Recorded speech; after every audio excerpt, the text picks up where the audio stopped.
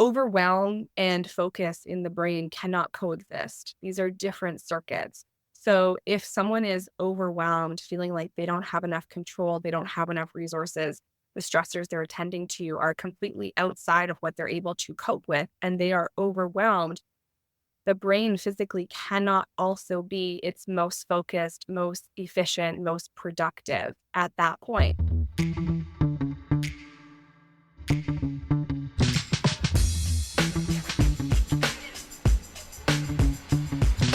Welcome back to Relationships at Work, your guide to building workplace connections and avoiding those leadership blind spots.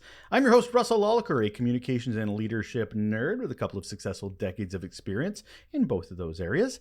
And what I also carry with me is a whole heap of curiosity on how we can make the workplace a better place, just like you. If you're a leader trying to understand and improve your impact on work culture and the employee experience, well, you're in the right place. A place we probably don't spend enough time when understanding the impact of stress and burnout is in the science of it all. I am certainly one of those people that can't quite wrap my brain around these things sometimes, but it doesn't mean it's not valuable. It doesn't mean it's not impactful and can help us as leaders. We really need to. Stress and burnout is having a profound effect on the employee experience and workplace culture. This is not going away. Gallup, in their 2023 State of the Global Workplace, said that stress levels at work have reached a record high, and this was a year ago. 44% of those surveyed reported they experience a lot of stress regarding their jobs. Well, what does that mean? Well, let's look at that. Frontiers in Psychology Research, 2023, same year, they found that chronic work stress and burnout are linked to cognitive decline and memory issues. That can't help us be productive. That can't help our work-life balance. And Deloitte's workplace burnout survey, this is going back a few more years to 2018, 91% of respondents say that unmanageable stress or frustration impacts the quality of their work. 91%. So if we are stressing out and burning out our staff, we're not getting the best from them. You are not the best place to work if your teams are stressed out and can't produce the best that they can produce. What causes all this stress and burnout? Well, Gallup asked that question as well. Top 3, unfair treatment at work, unmanageable workload, and lack of role clarity. My guest today has been digging into this topic as an academic. She's actually doing her PhD right now on work-related stress. And she's going to provide us some insights into that neuroscience of stress and burnout to really help us understand it and better approach it. Hold on.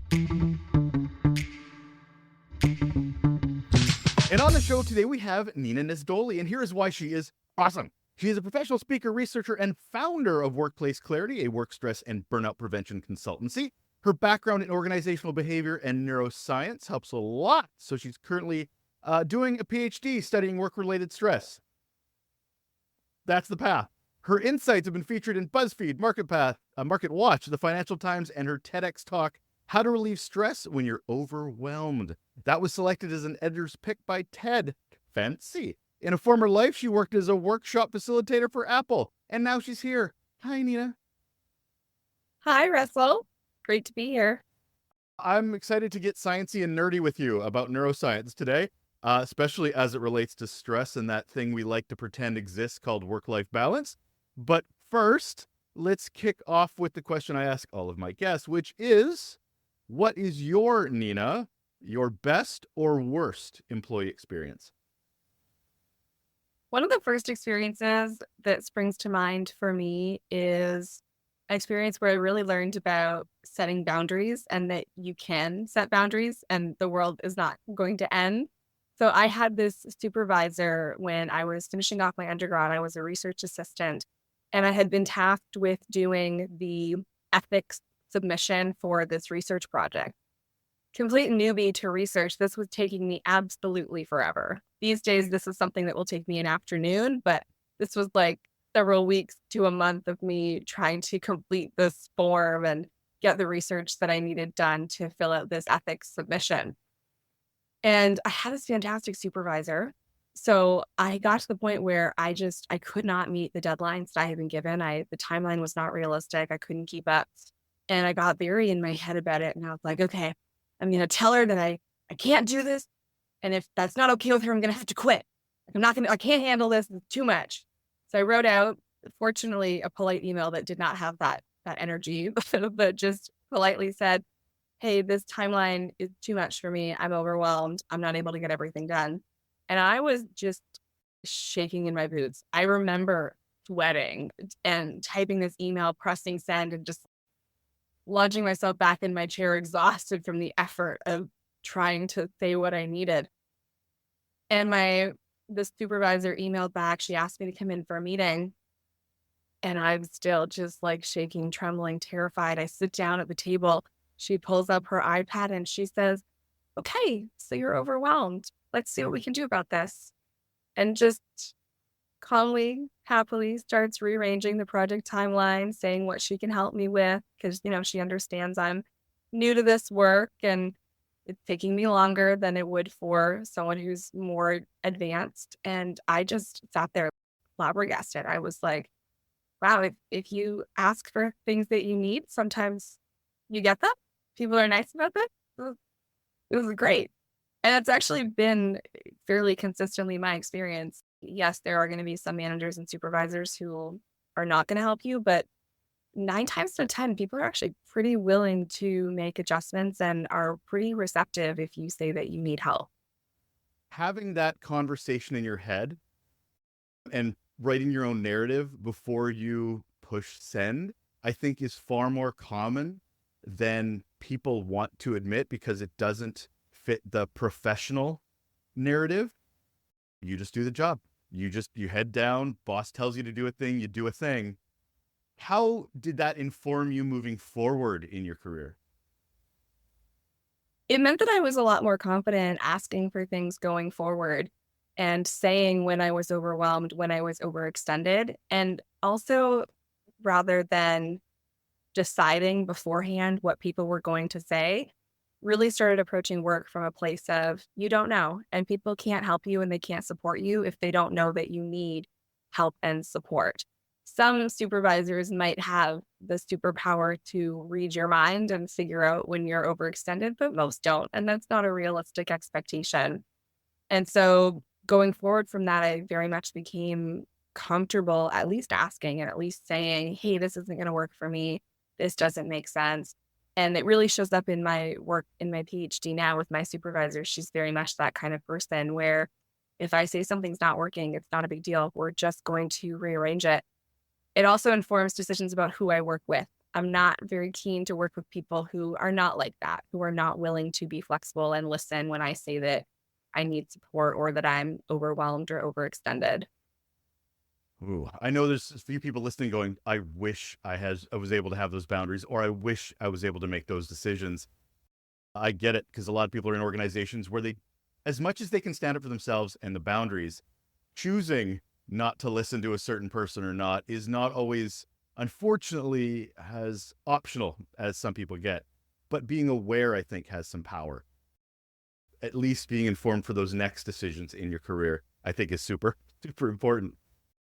Okay, well, this is easy to translate and transition into our topic today. You are all about the stress and the burnout, you in feeling it, but how to fix it. So it's certainly been a reoccurring topic on this show as well. I love starting out with definitions. I'm not a fan of throwing out words, even the simplest of words like leadership, when nobody freaking defines them ever, especially when it comes to maybe that organization. What are you saying when you mean you're addressing stress and burnout? What does that actually mean in your world? So I'll give you definitions for Sure. both, for stress and then for burnout. Stress is typically more acute than burnout. Stress is your psychological and physiological response to a stressor in your external or internal environment. Sometimes it's the stories we make up in our heads before we've even bothered to ask our supervisor about something like we just talked about. So stress is going to be the physiological and the psychological reaction. It is the thoughts that kick in, the response in your nervous system that kicks in to help you attend to some kind of challenge or some kind of threat in your environment. That's stress. Burnout is an occupational phenomenon resulting from chronic job stress that has not been successfully managed. So you cannot have burnout without experiencing chronic stress and lots of stress over time, but you can experience stress that doesn't necessarily mean that you're burnt out and doesn't necessarily turn into burnout long term. With stress, you often have the knowledge that it's going to end. You can see that it's a specific event, it's a specific stressor, and there's a sensation that if you just wrap your head around things or you get the control that you need or the resources that you need, then you're going to be able to deal with the situation. Whereas with burnout, it's a bit more enduring. It's like you're waking up every morning, you're going to work every day, you're finishing work every day, feeling this constant sense of stuck in a loop and hopelessness and not really sure when you're going to come out the other side. Where is there the line where ourselves, as we're defining it for ourselves, what stress and burnout is? Because everybody probably has a very personal definition of what it means. Or they have that inner narrative that we talked about earlier going, I'm fine. It's just the job. This is just the nature of the job. I'm stressed, but it's healthy stress. Like they tell themselves that story. When is the line? No, this is stress. This is something you have to work on. No, this is burnout. This is like, how do we recognize it in ourselves that it is not healthy and it needs to be addressed? So with stress, I would say it's not so much a matter of deciding that it's not healthy as it is that stress management and doing things to relieve stress belongs in our day to day, no matter how we're doing. Because even good stress, even if you love your job and you're encountering challenges at work that you're excited about, that's still resulting in psychological and physiological responses in the body. In my TEDx talk, I use the example of exercise.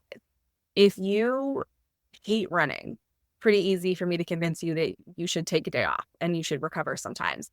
But even if you love running, running puts wear and tear on the body. It's physically hard on the knees, it wears you down, you need breaks.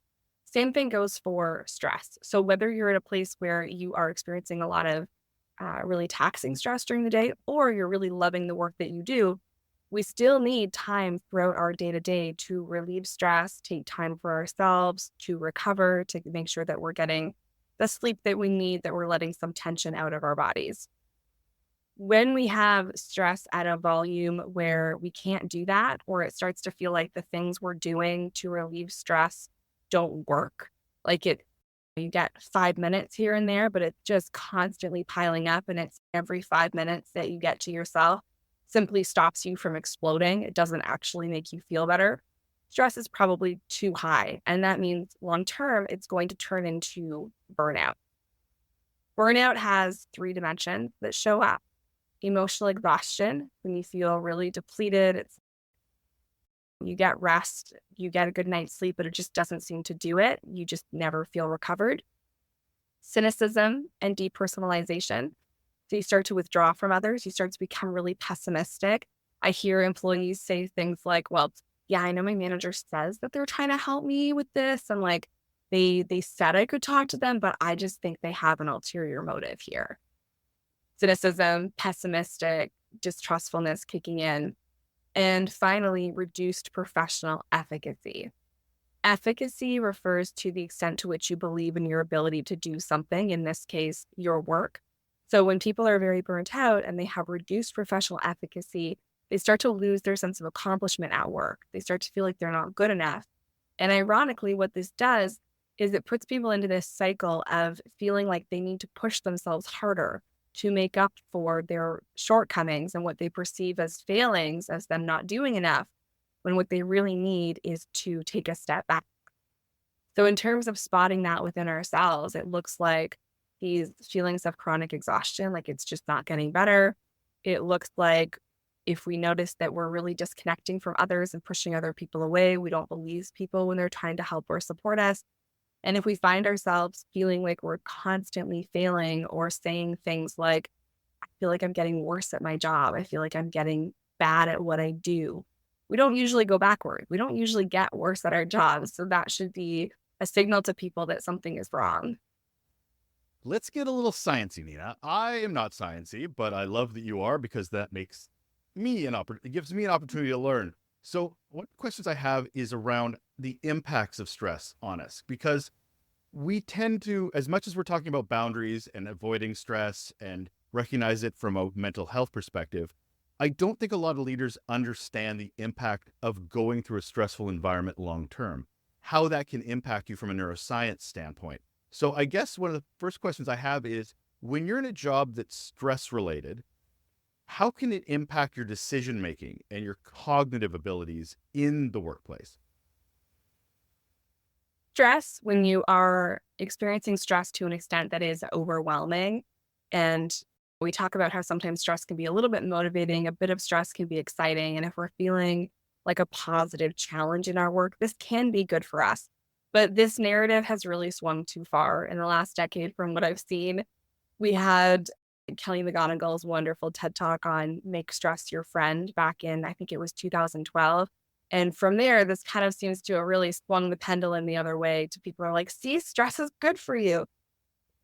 Okay, a little bit sometimes, but not the way that we've been doing it in organizations for the last decade.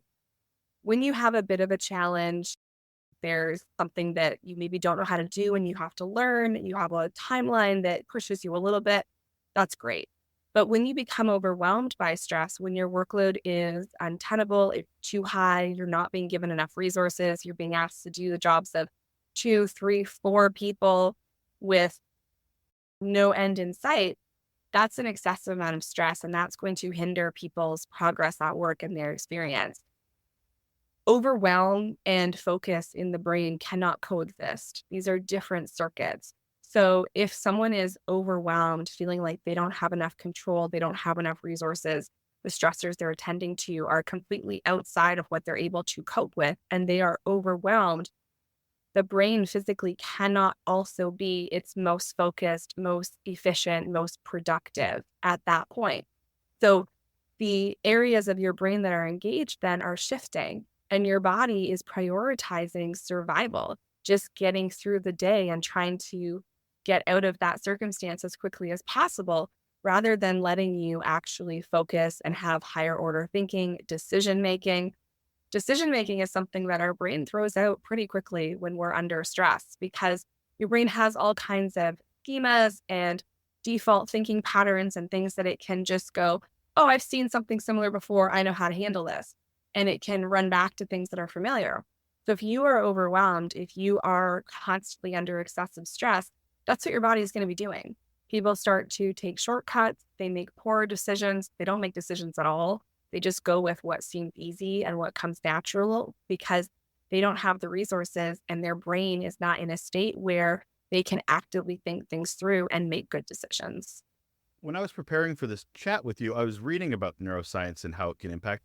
I actually read that your brain can physically change, like the structure and the function over time can actually change based on stress. What does that even mean?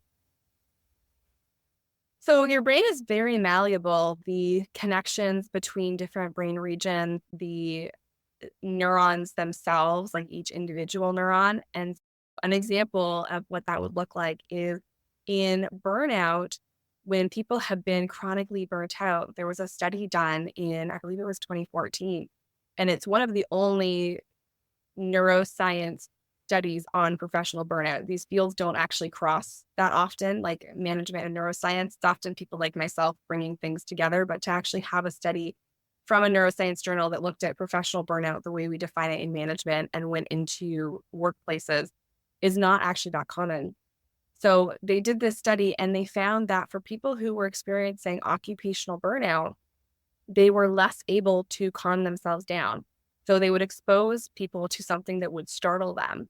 And people who were not burnt out were able to very quickly recover from this. People who were burnt out, it took them longer to calm themselves down after they were startled, after they had a stress response.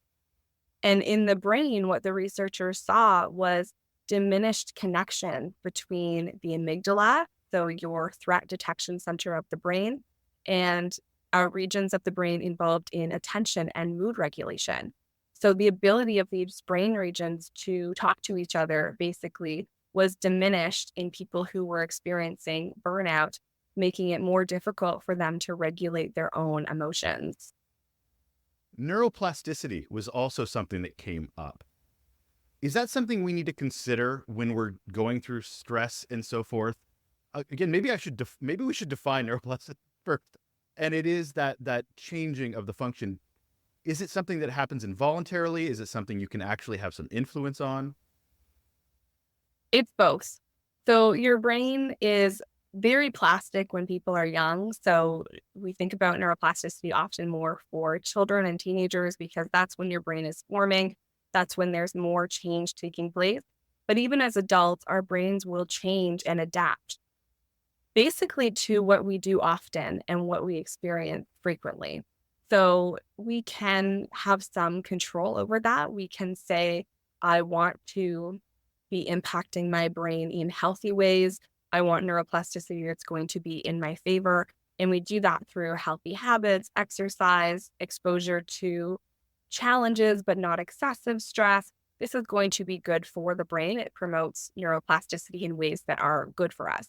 But your brain will also change in ways that are not so good. It will be worn down. You will lose access to resources in your mind, to memories, to the ability to make good decisions if you are constantly exposed to excessive stress. And you will also change over time in ways that simply adapt to who you are and what your day to day lifestyle is. For better or for worse, your brain is always trying to get to a place where it can keep you safe and it can predict what's going to happen to you and it can be prepared for what you are encountering often and for what is familiar.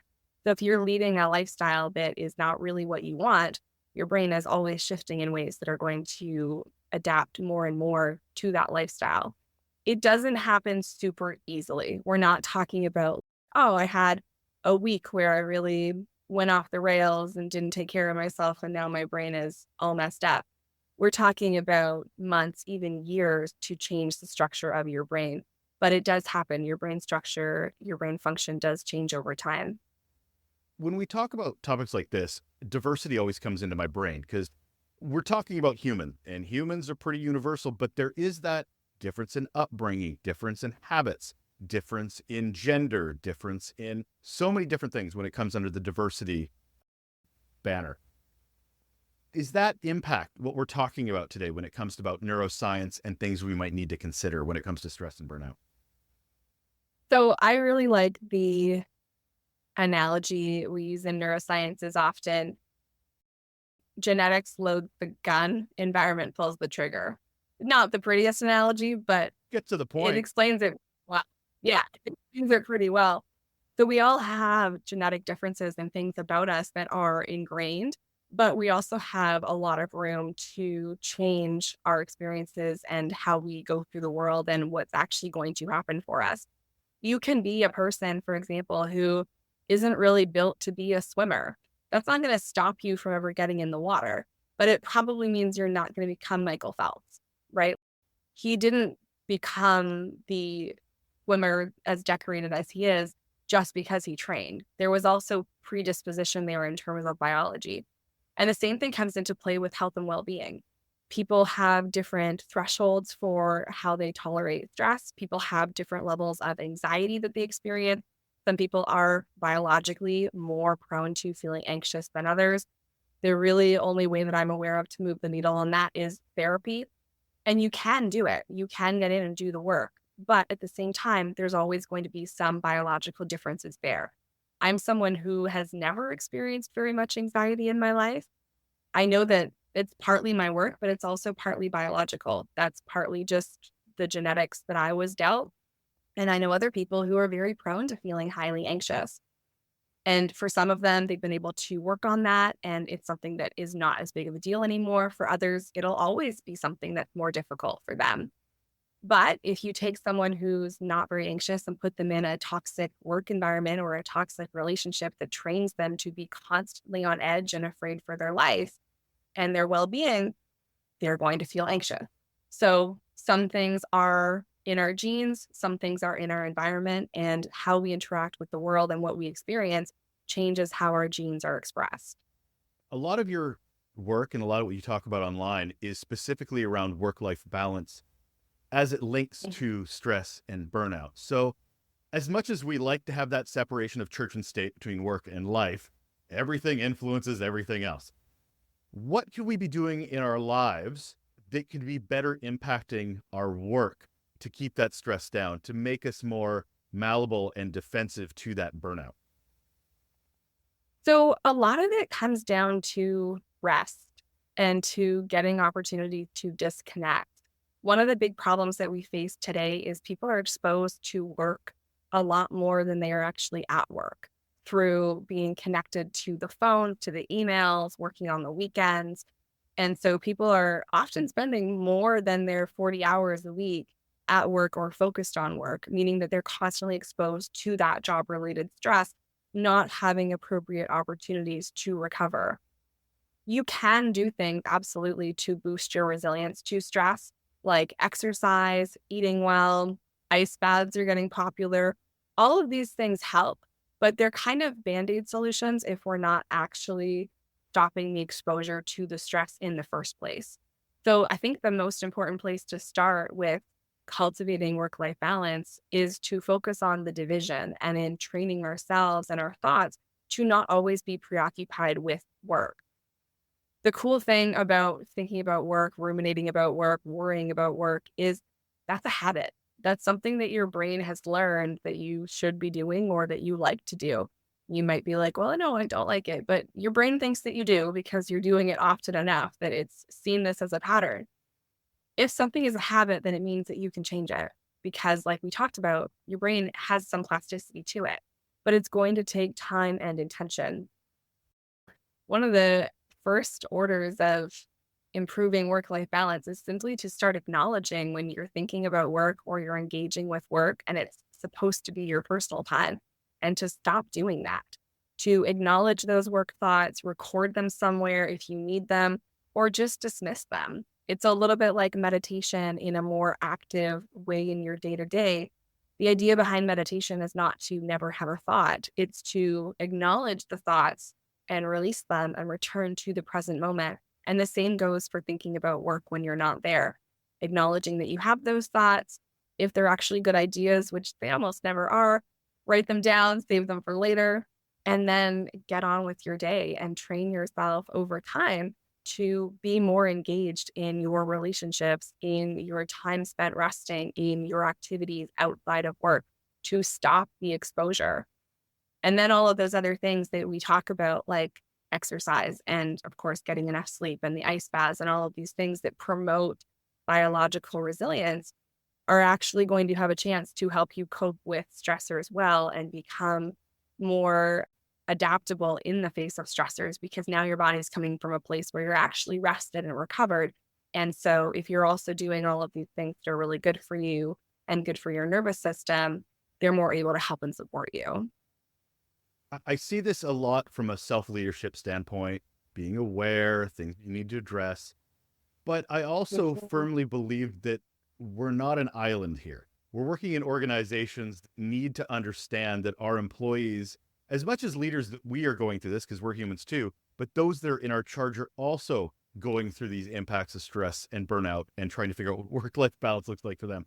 So as a leader, what do you recommend to those in what to look for their staff that might be going through these neuroscienceological challenges? I just made up a new word. Yes. Absolutely.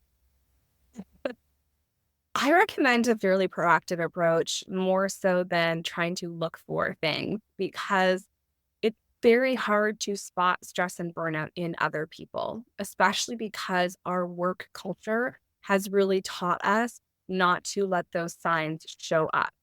It's called masking when you show up to work and you hide how you're actually feeling. And we hear that in a lot of contexts now, especially with like neurodiversity and people masking in different situations. But this term has been around in the research for a long time as well. And when people are coming in and they're showing up and pretending that they're happy and they're having a good day, it contributes to more emotional exhaustion, more burnout. But everyone does it. And it's very common where we're coming in and we're communicating a certain way, we're appearing a certain way, we have our professionalism. I just had a reel go viral on TikTok that was making fun of the corporate lingo that we use, circle back, low hanging fruit, build off of what whoever said.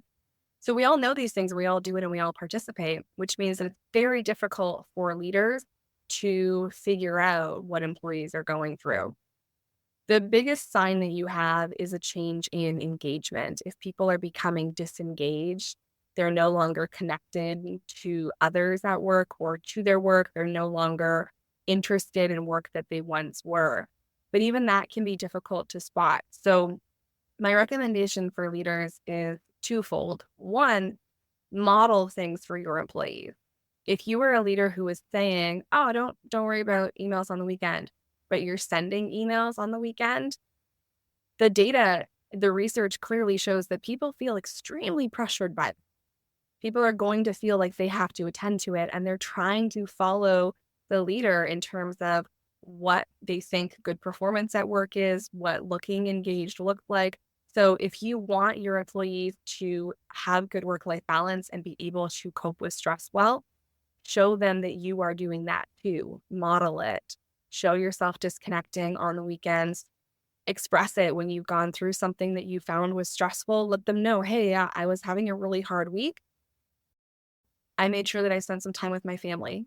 Show people what you're doing to cope with stress. So that's the first one, is to model it. The second thing is to proactively offer really specific forms of support.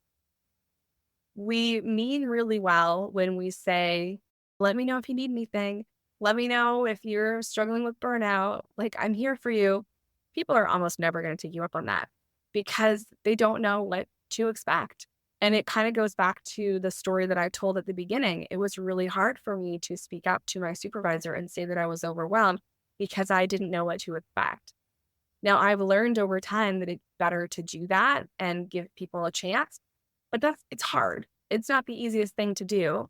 And in organizational settings where you're worried about your performance reviews and your paycheck and layoffs and all of these different things, you don't want to be the only person who speaks up and is, hey, I'm actually super burnt out and I can't handle these 16 projects that you gave me. So rather than putting employees in a position where we're always asking them to be the ones to speak up, or even putting leaders in a position where we're trying to guess who is struggling and who needs help, leaders should go in and on a regular basis update the team and say, hey, if you are struggling, if you are overextended, if you're very stressed, as a reminder, here's our employee assistance programs that you can access. I can have a one-to-one meeting with you anytime you want to evaluate the workload, or if you want to grab lunch offsite so that we can just have some time to chat and catch up, and offer really specific things so people can grab onto. The great thing about this approach is that it means that as a leader, you're only offering things that you can actually offer. You're offering things that respect your boundaries and your energy. And as an employee, you can see specific things where you can say, oh yeah, actually that would be helpful. I could use that right now. And it's being explicitly offered. So there's no reason to expect that accepting that offer of help would have any kind of negative repercussions. I'm looking at this and trying to figure out or understand things that can get in the way of this, because there's a lot of leadership responsibility when it comes to understanding their staff, what they're going through, giving them opportunities. But things like cognitive dissonance comes up for me, which is saying those things because we're told we have to say them, but not actually meaning them. When it comes to our staff in that relationship, oh, I have an open door policy. And I'm like, you've only seen 2 people ever walk into your office over the last 5 years. That's not an open door policy. That is frightening. So how are cultures getting it wrong? How are leaders getting it wrong when it comes to recognizing the impacts of stress and burnout? Well, I'll start by saying that most cultures are actually pretty good in that respect. It's not as bad as we tend to think it is. The media comes out with the really scary stories and it makes things look a little bit worse than they are. It's not that stress and burnout is not a problem, it is. But in my experience, most leaders, most managers are actually putting in some pretty good effort to deal with these things. Most people would like to help their teams and would like to be good leaders. And this is consistent with the data too. When we look at leadership styles, abusive supervision is When leaders are toxic, they're taking advantage of their power positions, they're not actually helping.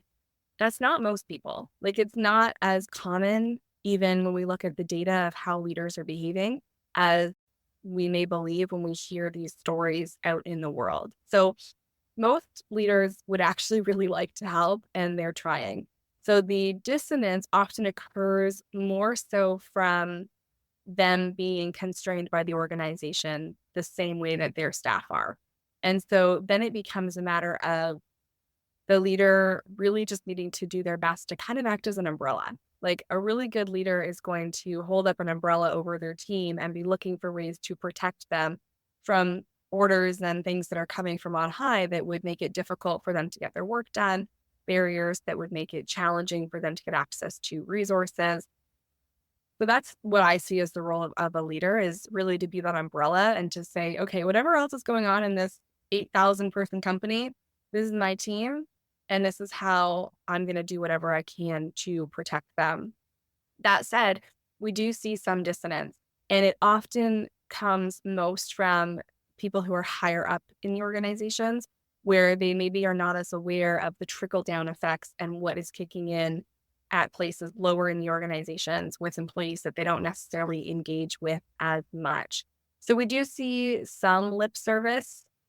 And to my mind, if you're in an organization where it's just lip service and you're not actually able to get any of the help and support that you need ever, spruce up your resume, because there are a lot of companies out there that are working really hard to try and create healthy work environments. I would agree with you on the leadership side of things. I don't think anybody's doing any bad leadership wise, maliciously, or in any state. I think the problem is the lack of leadership skills in the leadership realm, because of and I feel more bad than anything else, because people are put in positions of authority to take over because they were good at a job once, and they were so good at that job, they got promoted to a level where, like, well, they've never actually managed staff before, but they're so good at that thing. So they're in a position of now leadership with no formal training, no formal understanding of what leadership even looks like. So they're kind of set up to fail. So I completely agree with you that they're not doing anything maliciously. I think they're more not set up with the tools they need to properly support their teams, because they're dealing with their own work stress and going to the next meeting and have 5 seconds to engage with their staff. So I think there's a lot of environmental challenges, as you mentioned with your gun analogy earlier, that have such an impact on this. So where's the organization? Where's HR? You sort of mentioned executive, but what's the organization's responsibility? I think organizations not training their people is a huge problem. And I think it comes out in a lot of different ways. I also feel very strongly that a lot of the issues being countered, this is a different topic, but with diversity, equity, and inclusion, would be solved if we had proper onboarding processes. Because it's one thing to come in and say, oh, we're trying to hire people from all these diverse backgrounds. Well, some backgrounds and some people are given different opportunities than others. So if we're not going to even the playing field once people get in and actually put them through rigorous onboarding processes, then we're just setting up some demographics of people to fail. I had my first PhD program, I transferred programs. One of many things that was not a good fit there, and one of the many things that went wrong, was there was no orientation. There was not even an orientation day when we got in there. We were paired up with mentors, and I was paired up with a mentor who, lovely woman, but she had been in India because it was COVID. So she'd never even been to campus. And this is supposed to be my mentor who I'm coming in with. It didn't work. I was trying to ask questions and get help. She literally couldn't answer them. And I remember just being stumped as to why there was no orientation. And they're like, well, we want you to connect with your mentor. I'm like, yeah, but she's trying, but this isn't working. And so we see this through all levels of organizations, where a place where organizations will often try to save money is training and development. But then they go through this cycle of, oh, we cut all of our training and development, and now we really need training and development because we need people who know how to do the job, and we need people who have the management skills. So as to what we can do about that as individual contributors, not much. But when you have people who are in a position in HR, in training and development roles, I think it's incredibly important to put these things in place absolutely there should be management training available. I see a lot of people reach out for it outside of their teams. So if that's you and you're in an organization that's not providing that, look up someone like, her name is Ashley. She runs Manager Method on TikTok. She does training for managers. Read the leadership books, get into the courses, do it for yourself. It's going to be something that will always serve you in your career. And then when you have the opportunity and you're in a position to say, hey, we should actually be using some of this money for training and development, you can make the experience better for everybody else that comes after you. The irony of this, though, Nina, is that if you're dealing with a lot of stress and a lot of burnout, your brain ain't ready to learn things. Your brain is resistant to professional development. So you have to get in a position of addressing these things before we can even get in a position of moving forward and understanding. So it's ironic that to learn how to address stress and burnout, you have to have already addressed a bit of the stress and burnout, or the learning isn't going to take. Have you experienced that? Okay, No, I'm just because speaking from everything my experience for sure. matters. Yeah. Yeah, everything that you do matters. So it won't be the leaps and bounds maybe that people have hoped for, but every action that you take matters. And if all you get out of coming to a workshop with someone like me or any kind of other professional development training is one thing that makes your day a little bit easier and your stress level a little bit lower, and then eventually you can add in another thing, you're going to get there over time. And the more we have people who are committed to their well-being and to prioritizing rest, the more we shift culture over time. It doesn't feel like it sometimes when we look around, but if we go all the way back to the 1960s, occupational health and safety used to be an employee problem. We used to be like, oh, well, it's on you. Wear your hard hat. Don't let the ladder fall on you. Employee problem. We have studies on this. We have pamphlets on this that exist where we 110% blamed employees. And we're like, well, just don't get poisoned at work. And now, yes, it's decades later, but we could never imagine doing that now, coming in with that attitude now to say, oh, it's like, it's your problem if you get poisoned at work. Like, stuff like occupational health and safety is very much seen as the responsibility of the employer. And we have organizations dedicated to this and to maintaining this. And we're starting to see the same kind of shift happen with stress, burnout, and well-being, particularly around the concept of psychological safety. Places like Australia are now saying, okay, it's not enough for a work environment to simply not poison their employees and not drop heavy equipment on them. We also need to have psychologically safe work environments. And we still have people who are stressed and burnt out in these environments, but little by little, we're making changes and we are seeing shifts come through. So it is a little bit of a tough spot to be in when you're stressed and burnt out and you're being asked to do things for yourself if you're in an organization that is not supporting you. But it does matter and it does make a little bit of a difference. And over time, these little differences add up. It sounds, and for myself as well, it's a matter of redefining what success looks like. Don't look at things as, well, that course, it's just more of taking bite size to build up to a bigger, that I'm talking for myself. Apparently I need to learn. I have a question too, though, because, and you brought this up at the beginning, that this is a myth that we're trying to bust here, which is around the idea of healthy stress, because there will be a lot of organizations that just say, well, it's just part of the job. This is what we do to do what we need to do. Is there such thing as healthy stress? And what's enough? There is, and it's very little and not most of the stressors that we talk about in our lives. Healthy stress is things like you wake up in the morning and you are super dehydrated. That is stress on the body. You don't have the resources that you need. And so your body goes, I don't like this. Get out of bed and get some water. That's what healthy stress is. It's what keeps you going, what gets you up, gets you feeding yourself, gets you going through your day.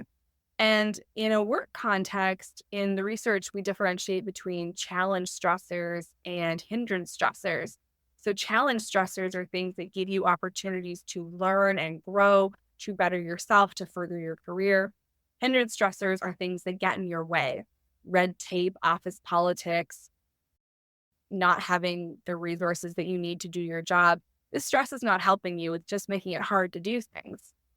Psychologically, there's a difference. When you are challenged at work, when you're learning, when you're growing, psychologically, that's a really positive experience. And it helps us to feel engaged and feel more satisfied with our work. Physiologically, there's no difference. If you're having positive stressors at work versus hindrance stressors at work, it's still wear and tear on the body. So that's where it's like there's healthy stress, but not. There are these psychological benefits to doing things that challenge us and help us to grow and stretch and try new things. But both types of stressors have been shown through the research to contribute to burnout. So even when we are experiencing healthy challenges at work, we still need opportunities to recover and to prioritize our well-being. And I think that's where the big gap has happened in the last decade is we said, oh, there's these challenges that make us feel really good and give us this sense of accomplishment. And so we can just have more of them all the time. No, the body does not agree with that. The body says, no, I enjoyed the mental stimulus of doing this project, but I still need to chill. I still need to detach. I still need my time for myself. In a work context, we should just treat everything like it's a stressor that could be damaging to us, even if we're enjoying it. But our body does like to reward us every once in a while. I'm going to get into the idea of dopamine when it comes to things like recognition, empowerment, feeling valued. How does that make its way into interacting with stress and workload? I love that you brought this up because dopamine is so massively misunderstood. The idea that dopamine is a reward, first of all, is outdated.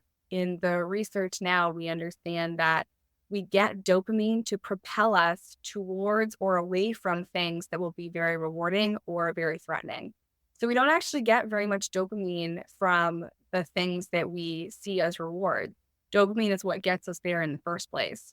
So you can kind of think of it the same way that slot machines are set up. And the reason that you stay and keep playing, when you're pulling that lever, that is dopamine that is propelling you to do something because you might get a reward. When you actually win on the slot machine, there is now less dopamine involved because you got the reward. Dopamine is to propel you towards or away from things.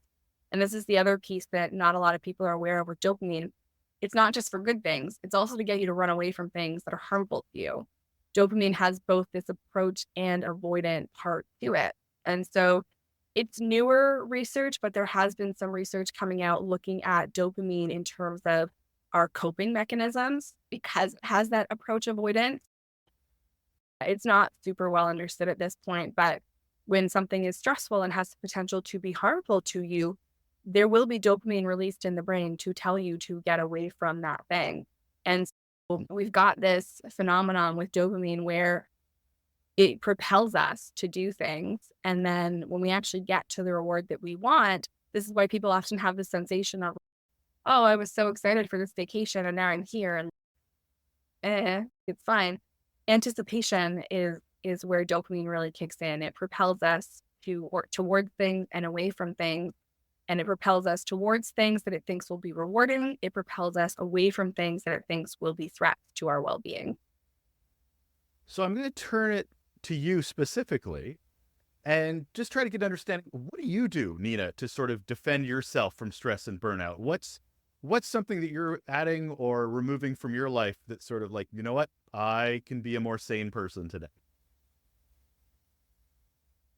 In a practical sense, it comes up in a lot of different ways with how I schedule my day to have regular breaks, how I operate with my to-do list.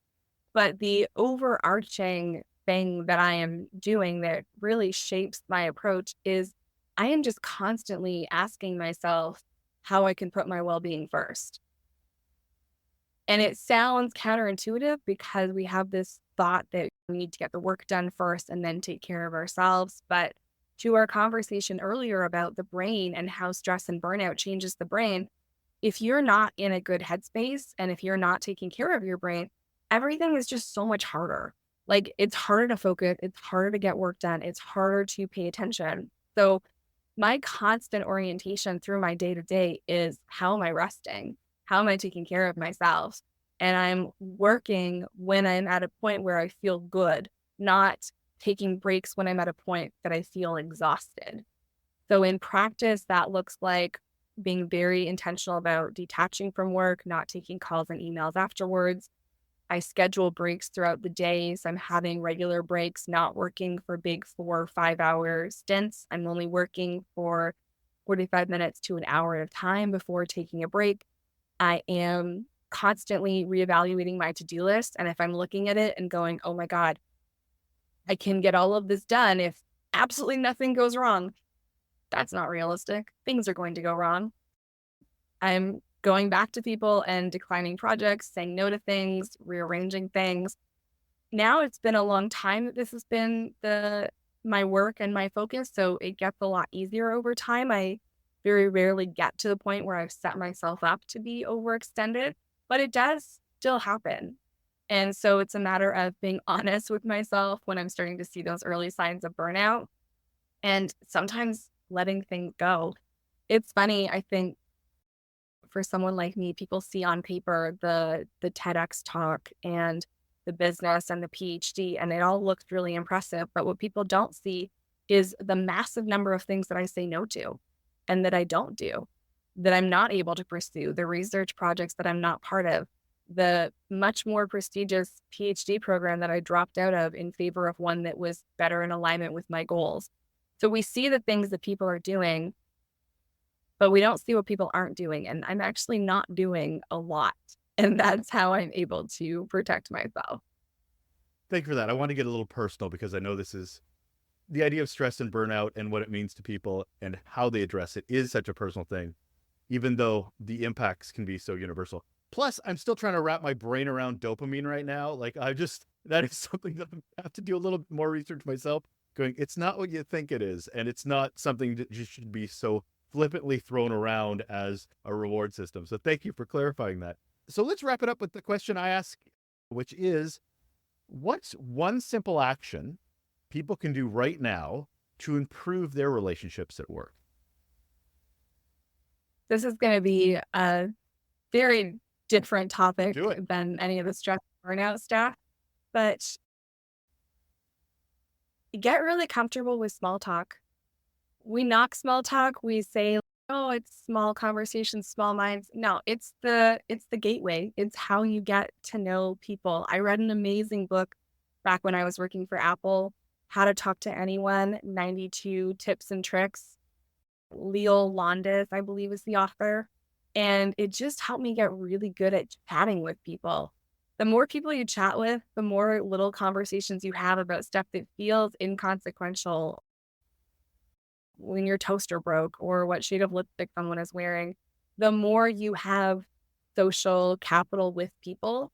And that's always going to serve you, whether it's within that time at the organization, it's when something comes up that is stressful and now you need their help or support, or 10 years down the line when you're in different places and you still remember having good relationships with each other.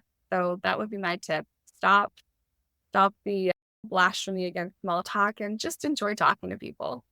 That is Nina Nesdoly. She is a professional speaker, researcher, and founder of Workplace Clarity, helping all of us prevent work stress and burnout. Thank you so much for being here, Nina. Thanks, Russell. That is it. That is all. That is another episode of Relationships at Work. What does this podcast do? Well, I'll tell you. It's a guide to building workplace connections and avoiding leadership blind spots. I'm your host, Russell. Again, I always appreciate you spending time with me, spending time with the community, spending time learning, spending time to advance your continuous learning, because I think it's so important for us to invest in ourselves. As I've said on the podcast over and over, self-awareness is the number one thing. And to be great leaders, we need to be aware that we need to keep learning. And hopefully this podcast is filling that hole for you, that learning hole. Obviously, I hope you're going to a lot of different sources, but I'm glad you've decided to listen to this show to help with that.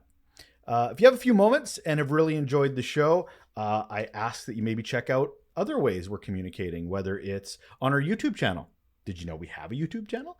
I know it's just a quick little moment for you, but it means the world to me if you could go over there, like and subscribe, and keep up to date. You can see all the smiling faces of myself and my guests, and still dropping some amazing knowledge that you can certainly use in your own leadership journey. All right, that's it for today. You take care of yourself. Bye.